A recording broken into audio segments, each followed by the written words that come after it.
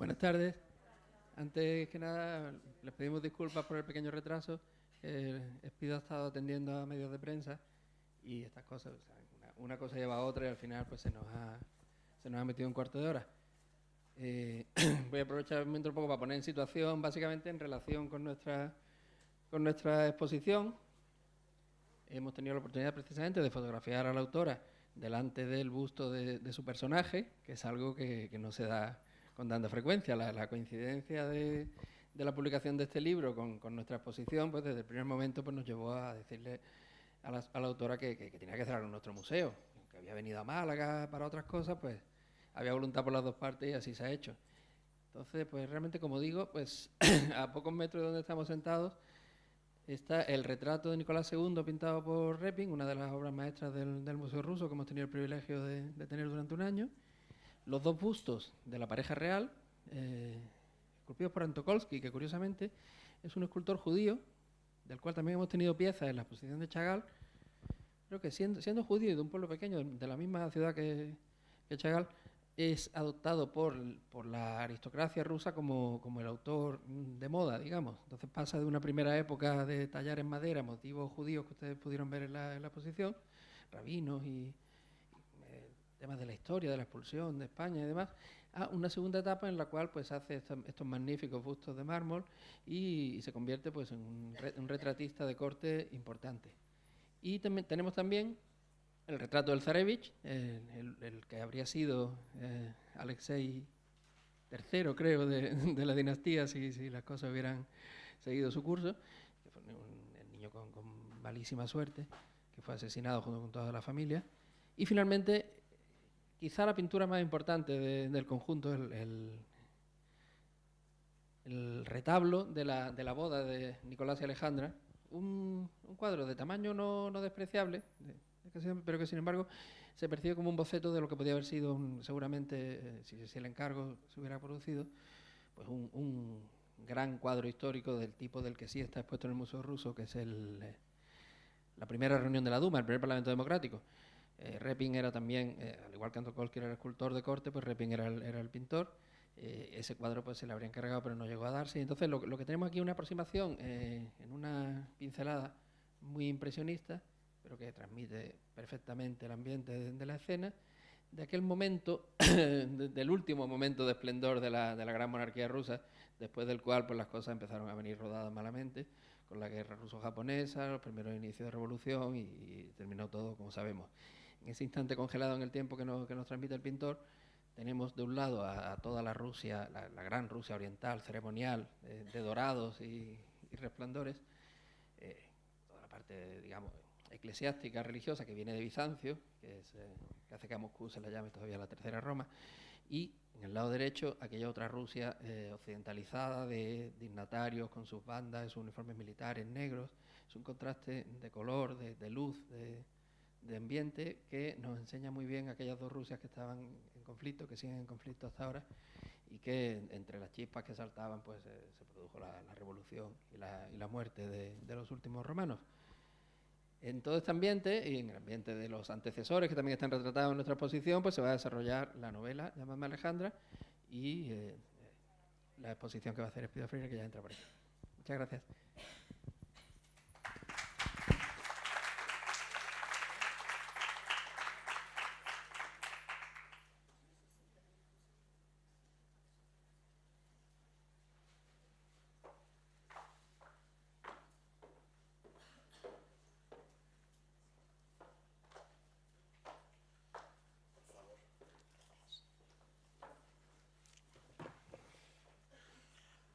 Bueno, qué rapidez.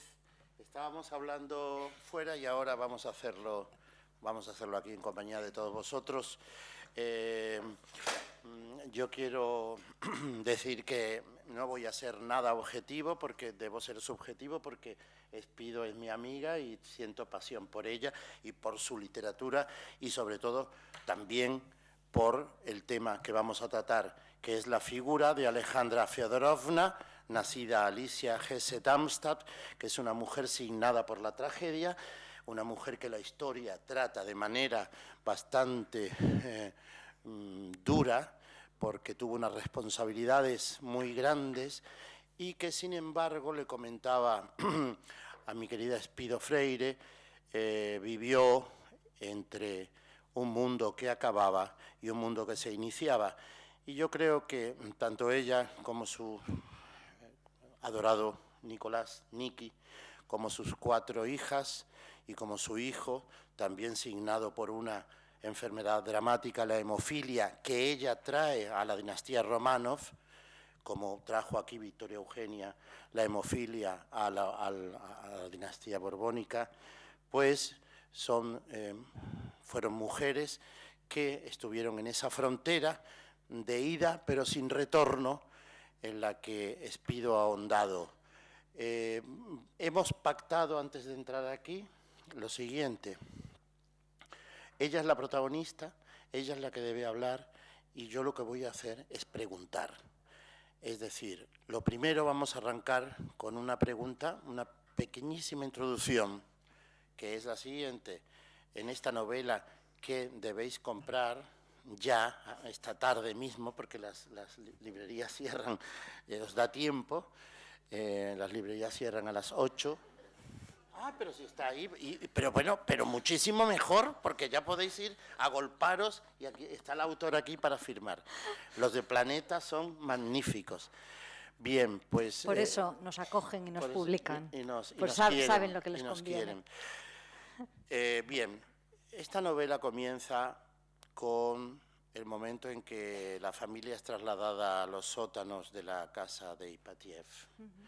Y termina con el informe Yurovsky, en el que se describe la masacre que hicieron en ese sótano maldito. Yo quería preguntar a Espido, ¿por qué tanta dulzura en la voz de Alejandra frente a un comienzo tan abrupto y un final también tan demoledor? Pues es una pregunta muy interesante y que hasta ahora no me han hecho, dentro de todas las que he respondido con esta promoción. Yo les quería dar la bienvenida y darles las gracias al mismo tiempo por haberse acercado esta tarde aquí al museo. Quería darte también a ti las gracias por haber accedido a ser mi anfitrión junto con el resto de los anfitriones, museo, Diputación, Ayuntamiento, todas las personas y autoridades a las que les debo el que estén aquí, además del museo, la propia editorial Planeta. Cuando un escritor aborda una historia, aspira a 2 cosas generalmente. Una de ellas es a crear un acto de telepatía con el lector, a comunicarse a través de la distancia y con unas palabras y con una serie de historias, con una emoción de alguien a quien desconoce, y por otro lado el darle una vuelta distinta a la historia. Cuando la historia es además una novela histórica, es decir, está basada en unos hechos que pueden ser contrastados, la responsabilidad es mayor, porque mi mirada, en este caso esa dulzura o esa ternura sobre Alejandra Fyodorovna, no puede empañar el hecho de que hubo unas circunstancias y unos errores y unas responsabilidades determinadas. Sin embargo, esas responsabilidades ya están claras. Se aclaran por la circunstancia en la que comienza la novela y por el informe oficial que la finaliza. Aquí no hay intriga, ¿no? Para quienes no lo sepan, se mueren, los matan, a todos. Entonces, no podía contar con esa tensión dramática que se genera cuando en la siguiente página no sabemos qué vamos a ocurrir, salvo que tarantineáramos un poco y decidiéramos, como en Malditos Bastardos, que finalmente se salvaran por algún milagro, ¿no? Aquí yo tenía que contar con otro tipo de resortes emocionales y literarios. Y dentro de esos resortes estaba precisamente una mujer que tú la has llamado como una de tus monstruas, ¿no? Como uno de las malas oficiales del último siglo, convertirla en otra cosa. Convertirla en alguien que no tiene por qué caernos bien en absoluto, pero cuyas razones podamos empezar a entender y a explicar. Y que, a diferencia de encontrarla joven, radiante, hermosa, como en el busto que van a tener en la última sala destinada a los Románov de este museo, la vamos a encontrar todavía joven, con 40 y pocos años, pero deformada por la artrosis, destrozada por el sufrimiento emocional, confusa, porque la han despertado en mitad de la noche, no sabe qué va a pasar, creen que las cambian de casa a esas horas, ¿no? Y partiendo de ahí y partiendo de que ya no la miramos desde abajo, como lo hacían sus súbditos, sino casi desde arriba, porque ella está tendida en una cama. Creo que esa mirada puede ayudarnos a cambiar de lugar nuestro enfoque y nuestras emociones. El corazón está siempre más o menos en el mismo sitio, pero de vez en cuando en la literatura nos lo tiene que modificar, nos lo tiene que cambiar para que sintamos que sigue latiendo. Y los ojos exactamente igual. Tienen que acostumbrarse a mirar en la oscuridad y en la penumbra, para que, como si estuviéramos viendo un bodegón o una fotografía, sepamos retratar y sepamos retratarnos en lo que estamos mirando. Yo en las novelas busco eso. El corazón y los recuerdos. Hay una frase aquí que me ha gustado muchísimo, porque esa evocación en esa especie como de hoja de ruta que estableces, que es la biografía, en realidad, sentimentalmente hablando, emocionalmente hablando, porque también hay veces en que la sitúas en su frialdad y en su, podemos decir, en sus órdenes de mando, ¿no? Que siempre estaba ella dando órdenes. Sí. Se le daba bien mandar, sí. Niki, ¿cómo no has hecho esto? Olga, ¿cómo tal? No sé cuánto. Pero aquí hay una frase... Es que a Niki había que mandarlo. Es decir, era una personalidad, era un tipo muy majo, ¿no? Un chico encantador, pero un marido muy inútil. Pero entonces la frase es la siguiente: a veces los recuerdos me salvan del dolor. Fue una mujer mística debido a la enfermedad del hijo. Fue una mujer entregada a ese, como dice Sébac de Montefiore en su magnífico ensayo, a ese San Petersburgo entregado a un delirio de zafiros, diamantes, con las fiestas de disfraces más tremendas, entregados a lo que ella detestaba, pero también propiciaba a través de las mesas giratorias, de los samovares de Rasputín, el espiritismo y todo esto. Esa época fascinante, sin embargo, queda tamizada, insisto, por esa voz en la que incluso pasas de puntillas en temas tan importantes, ¿no? Digo, ahora, ¿qué va a hacer Espido con su astucia maniobrera literaria? ¿Cómo se va a enfrentar a, por ejemplo, la boda, que fue tremenda para ella, cómo le pesaban los zafiros, no podía andar, el tema de la desgracia, las cuervos, la viruova, el propio Rasputín. Incluso Rasputín queda tamizado y distanciado por tu tono. Había un problema con Rasputín, que lo he comentado en varias entrevistas. Rasputín, de todos los personajes que pasan por esta novela, es posiblemente el que continúe más vivo y con mayor intensidad. Es posiblemente aquel del que, sin saber gran cosa, todos hemos oído hablar.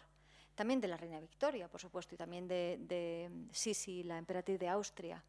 Pero Rasputín continúa eclipsándolos a todos en cuanto a su mezcla de esoterismo, de fascinación, incluso de magnetismo sexual, ¿no? De mito, de intriga. Entonces, en el momento en el que abría la puerta y la novela, Rasputín se lo comía todo, literalmente. Hubo un momento en el que incluso me planteé que esto fuera dos perspectivas, un diálogo de perspectivas entre Alejandra y Rasputín. Pero eso me obligaba a muchas cosas. Por un lado, a convertir esta novela en un terreno mucho más extenso. A mí no me gusta. Ahora me tragaré mis palabras, porque me ha pasado cada vez que he dicho una cosa de estas. Los dioses que me rodean les encantan los retos. Pero a mí no me gustan las extensas novelas. Prefiero una extensión más reducida o una nouvelle. Entonces, primero, la dimensión se me iba. Y por otro lado, aquí quien reina literalmente es Alejandra, una mujer que se maneja muy bien entre tonos malvas y grises. En el momento en el que entrara Rasputín, como digo, entrábamos en los mismos colores de la exposición de arriba, los azules imperiales, los rojos sangrientos, los púrpuras. Entonces no había cabida para los dos si quería que ella tuviera alguna oportunidad de brillar. ¿Qué nos pasa además con el resto de la sociedad o con el resto del retrato de época que realizo? Que efectivamente lo has descrito muy bien. Los supervivientes dicen que no hubo nunca un momento más feliz siendo rico, claro, que el de la Rusia, el San Petersburgo prerevolucionario. La douce de vivre. Ajá, la alegría, la dulzura de la vida, de vivir. No había ningún otro lugar donde se manifestara de esa manera. Un fin de época. Sin embargo, mi protagonista se les arregló para amargarse durante esa época. Tú hablabas del misticismo, por ejemplo. El misticismo de Alejandra se pone de manifiesto cuando, no cuando nace su niño, sino cuando no logra concebir un varón. comienza a caer en la superstición cuando nace la segunda, la tercera niña, ya casi la cuarta niña, y se da cuenta de que eso se puede repetir indefinidamente, que quizás no se deba a que ella sea la culpable, sino a que le han echado mal de ojo, o incluso empieza a pensar en el colmo de esa desesperación supersticiosa, que es que en el momento en el que se casó no siguió todas las normas. Entonces comienza a caer, como yo he visto luego a muchas mujeres de mi generación desesperadas por tener hijos, en todas las posibilidades habidas y por haber para concebir, como fuera. Que te dicen que te tienes que beber un vaso de agua clorada del revés, tirada, lo hace. O sea, va pasando por absolutamente todas. Aquí hubiera sido en esta época una perfecta candidata para una reproducción asistida, ¿no? El problema está en que en medio de todas esas supersticiones se le cuela vampiros, se le cuelan monstruos, se le cuela gente que desea sacar provecho de ella. Cuervos. Cuervos, como tú los has llamado. Se le cuelan timadores, que desde fuera es perfectamente evidente su intención, pero desde dentro ella es incapaz de ver. ¿Por qué? Porque ya antes de intentarse quedar embarazada de un varón, ella tenía lo que llamamos veleidades místicas. Es decir, para empezar es una conversa. Pasa, como comentaba arriba, se resiste. No, ella tenía una fe muy marcada religiosa que era luterana, es decir, estoica, fría, sobria, de conciencia y autoanálisis con uno mismo sin intermediarios ante Dios. Le venía fenomenal para una época de su vida. Ella era muy estricta consigo misma, también con los demás. Pero cuando se va a casar con Niki, que manda narices ser emperador de la mitad del mundo y que te llaman Niki en la intimidad, ¿no? Pues cuando se va a casar con Nicolás, es obligado el que ella cambie de religión. Y, como tú dices, se está resistiendo durante bastante tiempo, hasta que su abuela, ya desesperada, dice, mira, vamos a ver, total, vamos a seguir creyendo en el mismo Dios. Donde se le adore, da igual. Hazme el favor de comportarte como una reina y las reinas tienen que deberse a su pueblo. Y en ese momento algo hace clic en la cabeza de Alejandra y deja esa sobriedad y esa conciencia protestante para entregarse con fervor a los excesos de la religión ortodoxa, que es mucho más amable, es mucho más bella. Estéticamente tiene una plasticidad que pueden apreciar en las túnicas, en los dorados, en los rituales, en el incienso, en las iglesias, y sobre todo en dos puntos importantes. La presencia de los santos, de los intermediarios, es decir, la entrada de la superstición, y por otro lado la presencia de la Virgen, la presencia de la Madre por excelencia. Y en ese punto Alejandra entrará a saco, se identificará, creará su pequeño oratorio en el que estarán desde los retratos de su familia y de sus antepasados hasta los de ángeles, santos, beatos y demás historias. ¿Y qué es lo que ocurre? Que dentro de ese terreno movedizo de una religión nueva en la que no sabe distinguir bien qué es religión y qué es superstición, es, como digo, donde cualquier persona como Virubova que se le acerque con la idea de la sensibilidad o del misticismo, de la espiritualidad, va a tener un acceso directo a la zarina. Has tocado el tema, me gustaría incidir en algo que quiero trasladaros también. Esta novela es de distintas lecturas, es un palimpsesto, se puede leer desde una primera lectura superficial, pero luego si vas indagando, yo que soy un fanático de los Romanov, vas viendo que sabe de lo que está tratando, la simbología de los zares últimos, tanto penúltimo, Alejandro II, el tercero, el padre, la pareja imperial y sus hijos forman parte tienen una calidad urática superior. Incluso los periodos de Alejandra y de Niki pasan por periodos parecidos a los de María Antonieta y Luis XVI. Así es. Porque si tenéis la ocasión, y aquí se describe, pero se ve cómo se manifestaban en los fastos de 1913, que hay películas, o sí, inaugurando la Duma es el Parlamento, sin embargo entran a la manera bizantina, con la corona bizantina. En fin, un delirio de formas en un San Petersburgo delirante. Y me ha gustado mucho cuando ha hablado de los distintos colores que su abuela Victoria le impone de tal manera, tantas medias, tantas formas, tanta paleta de colores. No eran nada, eran simplemente peones de un concierto internacional en que las últimas monarquías se manifiestan. Ahí está muy bien cuando describes, y además los interiores de ellos, porque debemos saber, y espero que aquí te explayes, ellos odiaban toda esa parafernalia. Ellos les gustaba el mundo de la burguesía acomodada, el mundo de Sandhurst, el mundo, ¿no? Ellos eran chicos modernos, eran una pareja moderna. Y por lo tanto, ¿no? Para una pareja moderna, todo lo que provenía de sus padres y de sus abuelos era el horror, ¿no? ¿Qué pasaba? Que mucha gente a su alrededor estaba encantada con el orden establecido. Y de hecho se reían mucho, sobre todo de Alejandra, de la cual era fácil reírse porque era la de fuera, ¿no? Se reían mucho de su gusto, de esa mediocridad o de esa pequeña aura burguesa que ella había traído, ¿no? Incluso de los colores y de las telas que elegía, efectivamente. Nada de terciopelos y nada de grandes satenes y de rasos. A ella le gustaba la cretona y el algodón y cosas prácticas para lavar. Claro, había sido educada como una ama de casa, como una Frau de una extensión media. A ella esperaban casarla como se habían casado sus hermanas, que eran, bueno, tenían un buen pasar, pero ninguna de ellas había casado de una forma particularmente grande. Sus primas sí, algunas de ellas sí. Las nietas de Victoria tuvieron un destino desigual. La más afortunada fue Maud, que llegó a ser reina de Noruega, la primera reina de Noruega, era prima carnal de Alejandra. Victoria, Ena, que fue reina de España, era también prima de ella. El resto de las distintas chicas fueron educadas cada una por su casa, ¿no?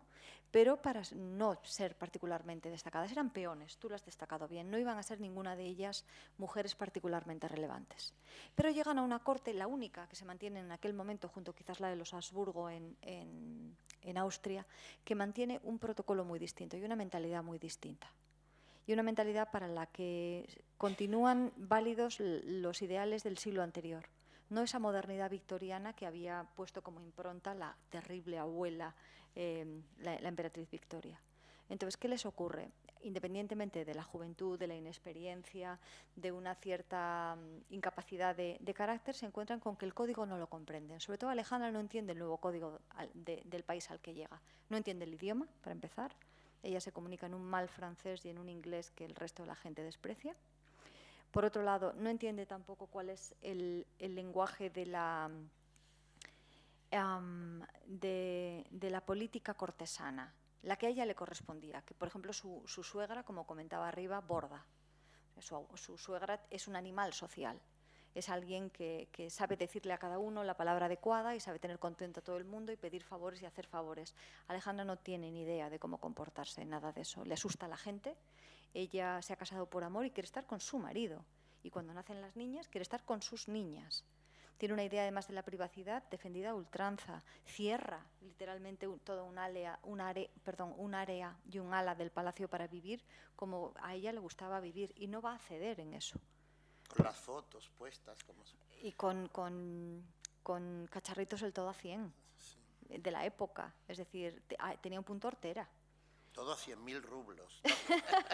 Pero que defendía a ultranza, porque yo creo que era la única manera que tenía de encontrarse medianamente a gusto y no escindirse del todo. Por un lado estaba efectivamente esa obligación de solamente mostrarse como si fueran semidioses de cara al exterior, y por otro lado, como eso lo rechazaba tanto y ahí no se encontraba cómoda, de defender cuál era su pequeña parcela de intimidad en la que había, pues eso, sus mascotas, sus plantas, su invernadero, su piano tocado con sus amigas a 4 manos, sus billetitos de amor escritos a su marido. O sea, un tipo de vida... Esos billetes, por ejemplo, si vais al Hermitage...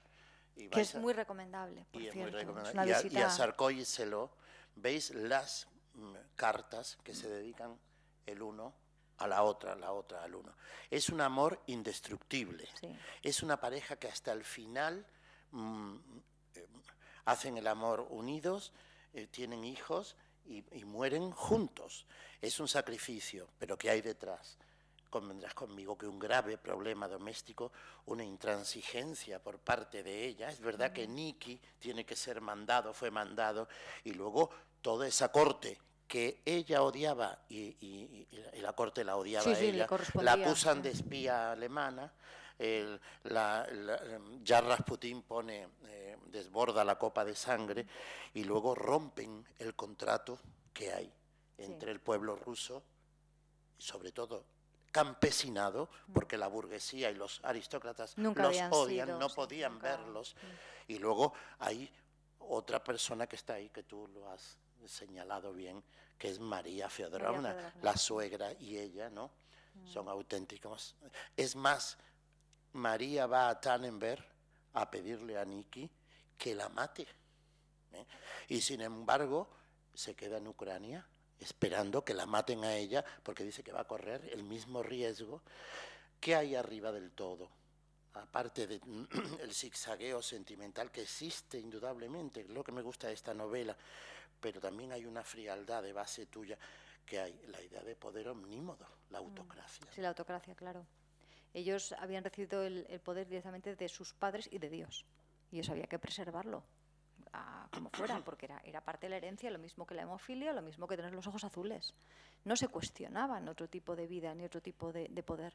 La gran crisis para ellos llega con la abdicación. En el momento de la abdicación tienen que hacer una adaptación muy rápida de cuál es su situación como pareja y su situación como familia, y no tienen nada claro qué va a ocurrir.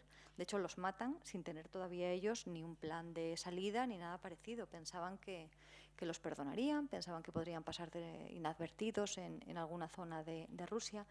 A ver, has tocado muchos temas. Es indudable que el suyo fue un matrimonio por amor de dos personas que eran unos inadaptados en muchos sentidos y que encajaron perfectamente el uno con la otra porque sus debilidades y sus fortalezas se correspondían, es decir, fueron una pareja perfecta. Funcionaban como una maquinaria engrasada. Donde ella no llegaba, llegaba él. Y donde él no era capaz, era ella quien empujaba. La posición más ingrata, quizás la de ella, porque estaba mucho más juzgada, tenía menos amigos y menos aliados, y además era la que constantemente tenía que presionar. Él, en cambio, ofreció una resistencia pasiva y al mismo tiempo era encantador. Se podía permitir ser encantador. Ya estaba ella para poner el otro rostro. Esas dinámicas familiares le sonarán porque se repiten constantemente, ¿no?, entre unos y otros.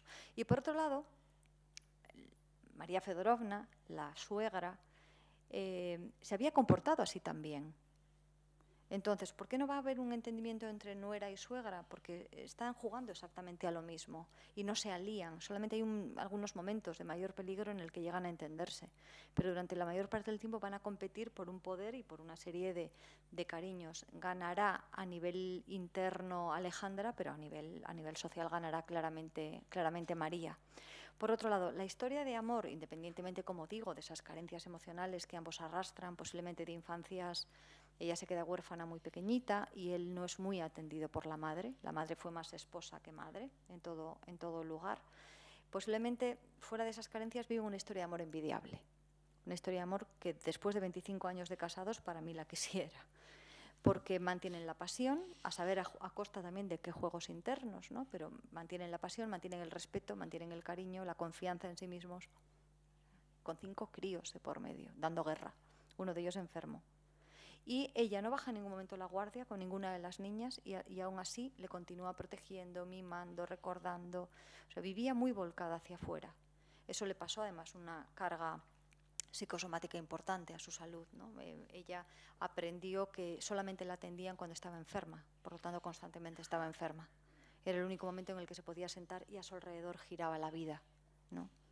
Vivir con una madre enferma tuvo que ser muy difícil para las dos hijas mayores. Las dos pequeñas todavía estaban en una edad en que no, pero sobre todo para Tatiana, que se convirtió en su enfermera, y para Olga, que comenzaba a sentir ya cuál era el enfrentamiento materno-filial, debió ser complicado. Alejandra no era fácil para vivir.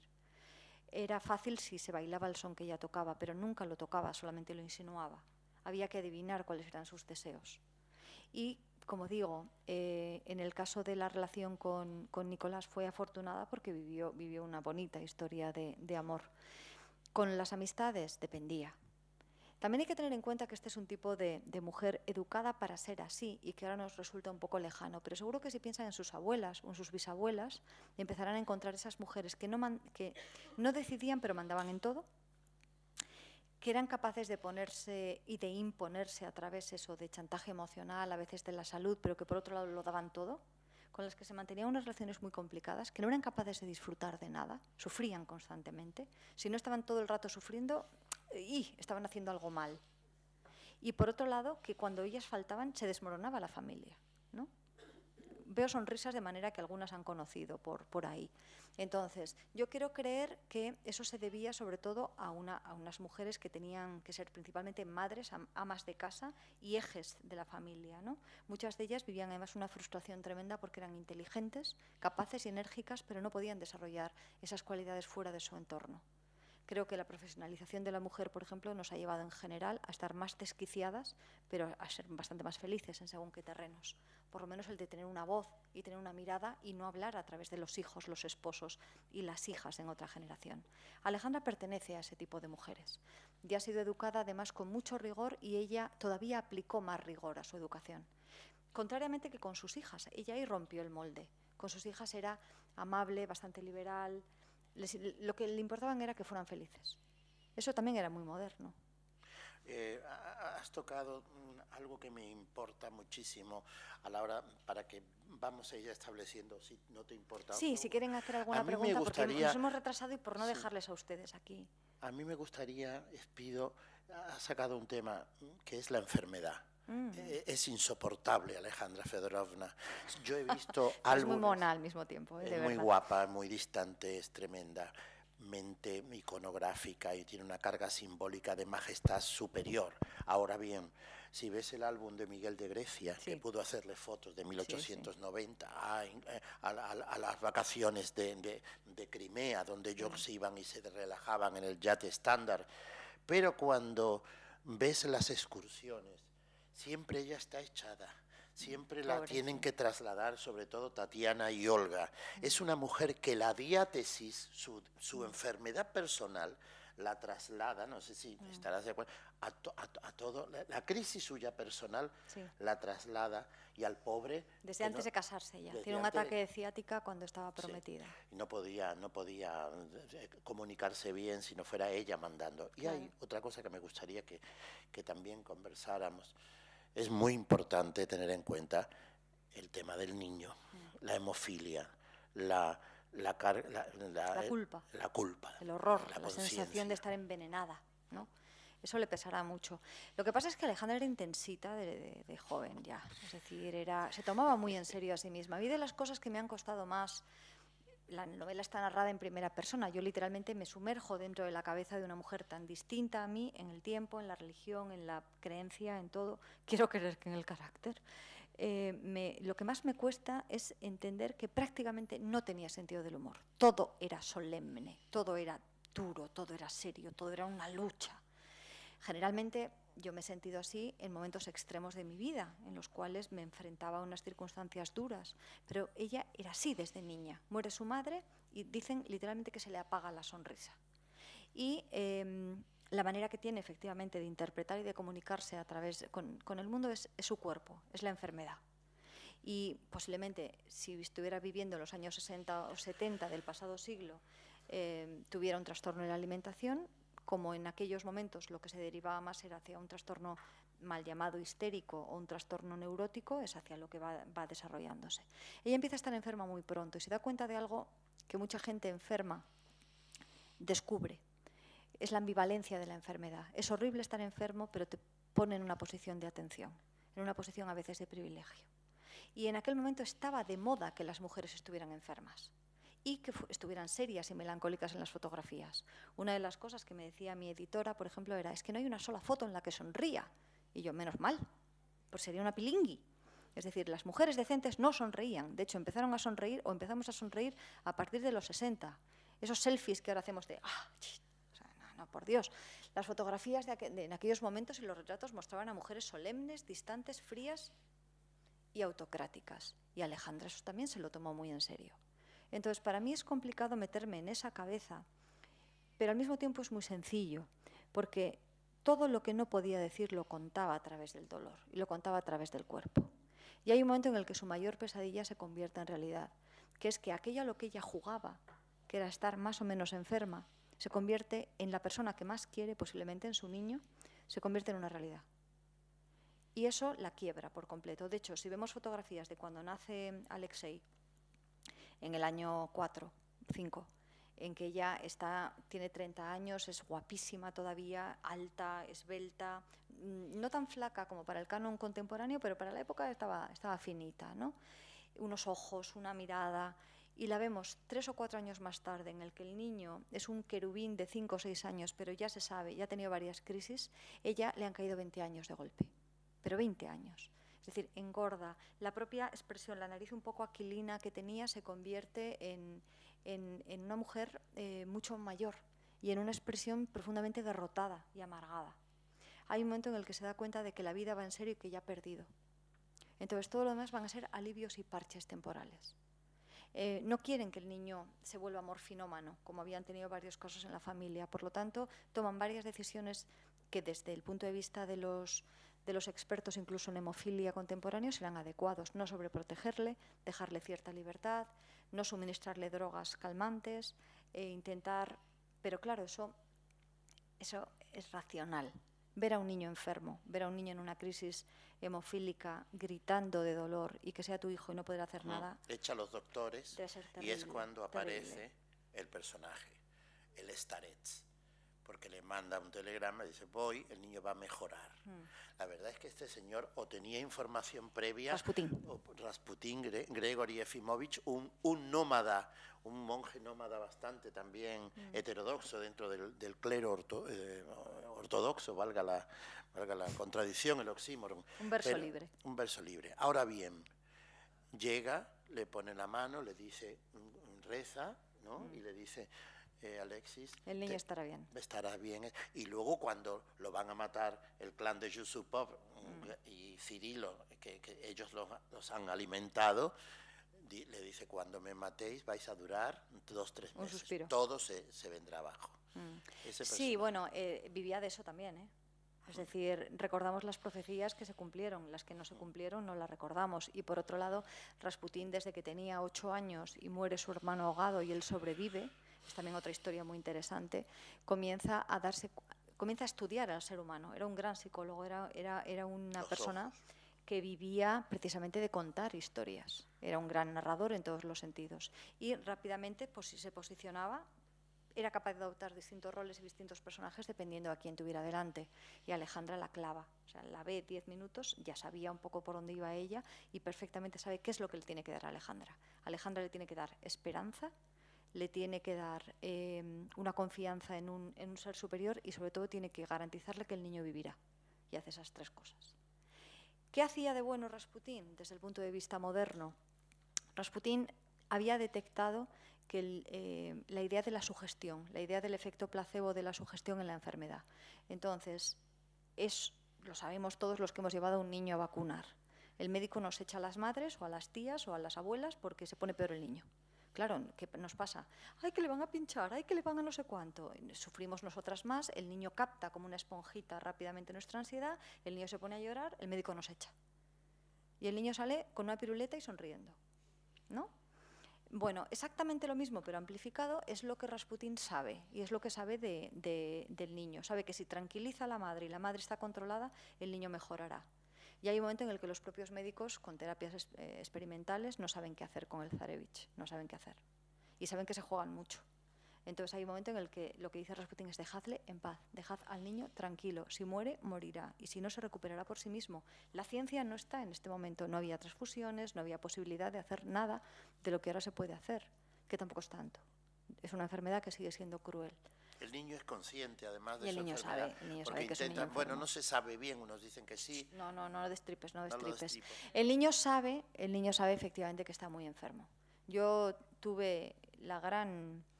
destripes al niño ahora. No te lo destripes, pero tuve el gran privilegio de pasar mi infancia junto a un niño muy enfermo, mi primo.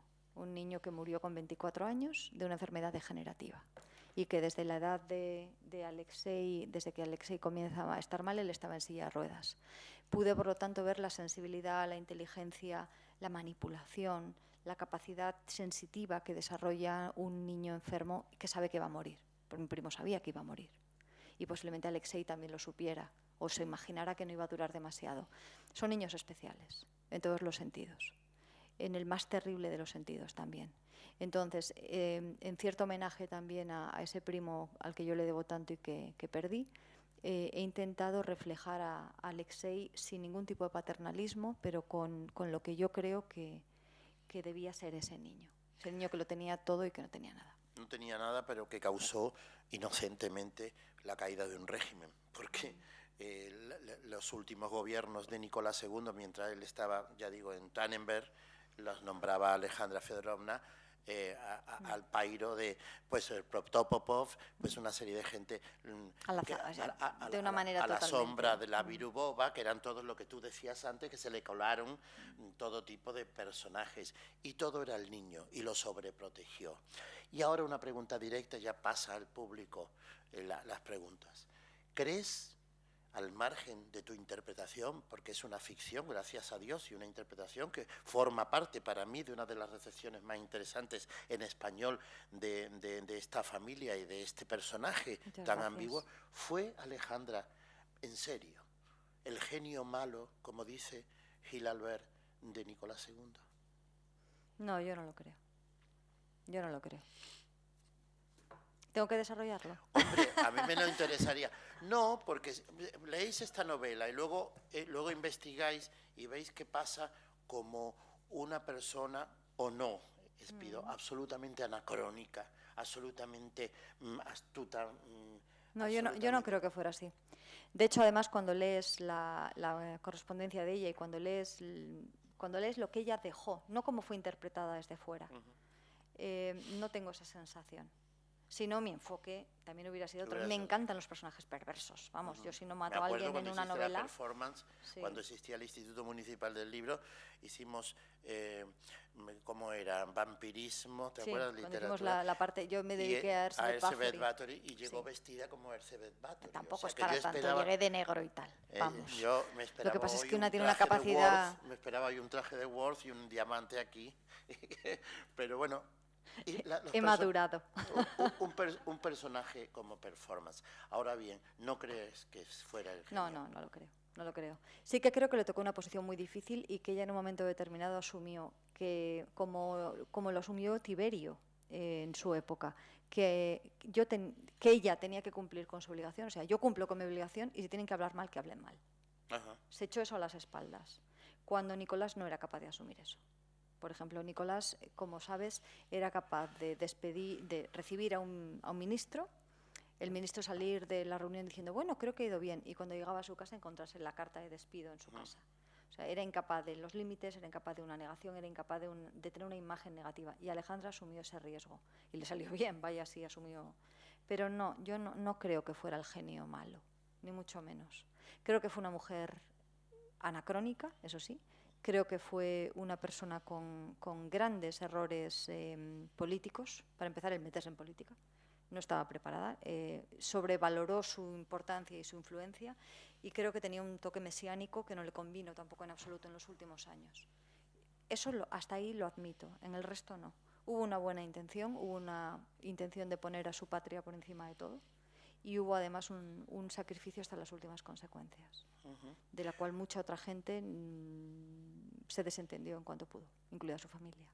Su familia, toda Europa, salvo, que lo tenéis que saber, Alfonso XIII y Victoria Eugenia, que sí intentaron, hay una fuerte maniobra diplomática de Alfonso XIII y Eugenia, para sacar no ya en Ekaterimburgo, pero sí en Tobolsk, ya en Tobolsk. En Ekaterimburgo estaban perdidos. Estaban perdidos porque además los coge el Comité Central de los Urales y ya es nuestro querido Lenin el que ordena, pero no deja, Gemma, no deja Lenin ni una firma. Dice, aquí no me van a pillar, todo es por telefonillo. ¿Qué te parece? Bueno, ¿te parece? ¿Quieres que abrimos? ¿Tienen alguna duda, alguna pregunta que quieran que yo les pueda responder? Buenas tardes. Buenas tardes. Le traen ahora un micrófono, así le pueden escuchar. Es que cuando ha dicho que el pequeño Zarevich fue la causa de la caída del mayor imperio, me parece que ha echado sobre sus pequeños hombros demasiada responsabilidad. El imperio iba a caer ya. Estaba decidido, porque también había caído el imperio austrohúngaro. Todavía no. Todavía no, pero vamos, Cae en era el 1914 cuando se inicia la Primera Guerra Mundial y ya hay anarquistas. Yo creo que aquí Ya Alfredo se ha hay permitido una una revolución. licencia poética, en el Sí, sentido de Bueno, una que... licencia poética, pero la causa sí, Espido, es que una Sí, madre... aunque no hubiera sido hemofílico y hubiera continuado, la dinastía no se hubiera coronado Bueno, tiene usted zar unas de todas las seguridades que ojalá Rusias. yo tuviera. Yo le digo una cosa. Hubiéramos visto, me hubiera gustado ver a Nicolás y Alejandra gobernar en paz, sin el conflicto. ¿Cuál es el gran error? Claro, el niño, ¿cómo va a ser la causa directa? No lo es una de las causas que se suman. Ya he hablado del problema doméstico, hemos hablado de esa incomunicación, pero la enfermedad del Zarevich hace que los padres se rodeen de una gente negativa, esos que tú describías como esos cuervos, la Virubova, las princesas de Montenegro, Rasputín. Pero también el carácter de Alejandro, de una debilidad, de una falta de decisión. No, de Alejandro III no, de Nicolás, de Nicolás. Niki. De Nicolás, sí, es verdad. Sea como sea, el la carácter de ella. historia es la que es. Lo interesante de la literatura es que nos permite jugar al easy. Entonces, en un momento determinado, yo le invito a que se plantee escribir